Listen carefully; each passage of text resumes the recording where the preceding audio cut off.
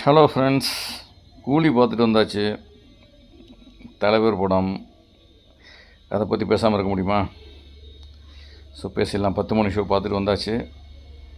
ஒரு பெரிய எக்ஸ்பெக்டேஷன் இல்லை எனக்கு, இல்லாமல் தான் போனோம். அந்த எக்ஸ்பெக்டேஷன் இல்லாத எக்ஸ்பெக்டேஷன் கூட இது பூர்த்தி பண்ணல. ஸோ என்ன அப்படிங்கிறத லைட்டாக சொல்கிறேன். இவ்வளோ பெரிய ஸ்டார் காஸ்ட்டு, உபேந்திரா, நாகார்ஜுனா, சத்யராஜ், தலைவரோடு சேர்ந்து இத்தனை பேர், ஸ்ருதிஹாசன், எவ்வளோ பேர், உப்பேன், சோபின், ஆக்டருக்கு பஞ்சமே இல்லை, கதைக்கு தான் பஞ்சம். இவ்வளவு ஆக்டரை வச்சுக்கிட்டு ஒரு ஒரு ஒரு ஒரு கரெக்டான ஸ்க்ரீன் ப்ளே கொடுக்க தெரியலையேன்னு தான் எனக்கு ஒரு பெரிய feeling. Lokesh Kanagaraj according to me highly over ரேட்டட்னு நான் நினைக்கிறேன். ஏன்னா இவ்வளவு ஹைப் வேண்டாம் அவருக்கு. இந்த படத்தை பார்த்துட்டு எனக்கு பழைய காலத்தில் மாடர்ன் தேட்டர்ஸ் படம் ரிலீஸ் ஆகும். இங்கே என்னோடய ஏஜில் உள்ளவங்களுக்கெல்லாம் அந்த மாடர்ன் தேட்டர்ஸ் படங்கள், ஜெய்சங்கர் படங்கள், வல்லவன் ஒருவன், வல்லவனுக்கு வல்லவன், ஆந்தியமார்க், தீப்பொட்டி தொழிற்சாலை, அந்த படம் பார்த்துற மாதிரி இருக்குது எனக்கு இந்த படம். 2025 1970s 80s வந்த படத்தில் என்ன கதை இருக்குமோ அந்த மாதிரி ஒரு உணர்வு அந்த படம் பார்த்தோம்னா எத்தனை பேருக்கு வந்திருக்கும் தெரியாது. என்னென்னா திரைக்கதைங்கிறது இன்றைக்குள்ள ஜென்ரேஷனுக்கு பிடிக்கிற மாதிரி இருக்கணும், அவ்வளோதான். கதை ஒன்றுமே இல்லை. கதையை பற்றி பேசுறதுக்கு ஒன்றுமே, கதை இருந்தால் தான் அப்படி பேச முடியும். நீங்கள் கதையே கிடையாது. நண்பனை கொண்டவனே படி வாங்க ஒன்லைன் கதை, அவ்வளோதான். அப்போ நீங்கள் அது திரைக்கதையில் இப்போ இன்றைக்கி உள்ள ஜென்ரேஷனுக்கு புரிகிற மாதிரி ஏதாவது ஒரு ட்விஸ்ட் அண்ட் டர்ன்ஸ் இருக்கணும், ஒரு அன்எக்ஸ்பெக்டட் சீன்ஸ் இருக்கணும். ஒன்றுமே கிடையாது. ஃபஸ்ட் ஹாஃப் கன்றாவியாக போச்சு, செம போரு. சரி, செகண்ட் ஹாஃபாவது பரவாயில்லாமல் இருக்குன்னு பார்த்தா அதுக்கு ஃபஸ்ட் ஹாஃபே பெட்டருங்கிற மாதிரி தான் செகண்ட் ஹாஃப் இருந்தது. Accept climax was slightly better. அது ஒன்றும் பிரமாதமாக இல்லை. என்டையர் மூவி வாட்ச் பண்ணும்போது கிளைமாக்ஸ் பரவாயில்லாமல் இருந்தது, அவ்வளோதான். இது சொல்கிறதுக்கு ஒன்றுமே இல்லை. நடிப்பை பொறுத்த வரைக்கும் ரஜினிகாந்த் சொல்லவே வேண்டாம், சூப்பர் ஸ்டார். அவருக்கு இருக்க எக்ஸ்பீரியன்ஸுக்கு நம்ம அவர் நடிப்பை பற்றி பேசக்கூடிய தகுதி நமக்கு இல்லை. So he has done his best. He will always do his best. மற்ற எல்லா ஆக்டர்ஸுமே பிரமாதமாக பண்ணியிருக்காங்க. நாகார்ஜுனா, அதாவது அவங்களுக்கு கொடுத்த கதாபாத்திரத்தை தான் பண்ண முடியும். அவங்க என்னத்தை பெர்ஃபார்ம் பண்ண முடியும்?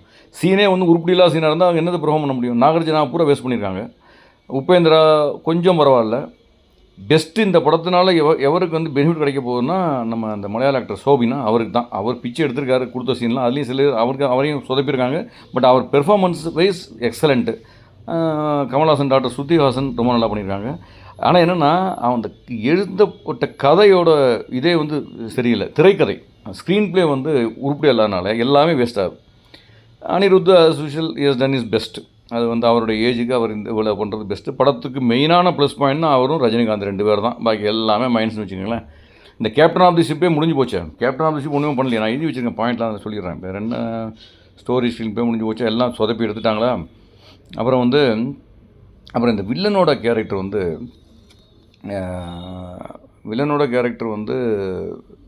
யார் வில்லன் என்ன ஒன்றுமே புரியல. ஒன்றுமே சுத்தமாக அது கன்ஃபியூஷன் தான். திரைக்கதை எங்கெங்கேயோ போகும். இங்கே ஒன்று, அங்கேருந்து ஒரு ஜம்ப், அடுத்த ஒரு ஜம்ப் எங்கேயுமே தவிர்த்து என்ன தான் சொல்ல வராங்க, என்ன தான் ஒன்றுமே புரியாது உங்களுக்கு. அது எனக்கு தான் புரியல, அல்லது இந்த ஜென்ரேஷனுக்காக புரிஞ்சாச்சு தான்.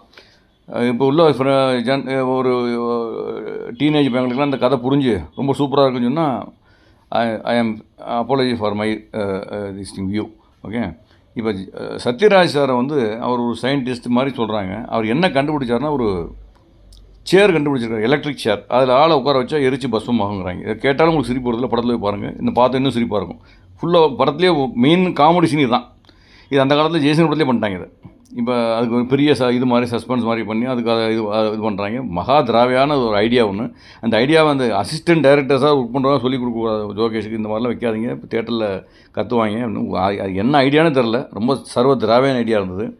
அப்புறம் கிளைமாக்ஸ் ஒரு பெரிய கிரவுண்டில் வச்சுருக்காங்க.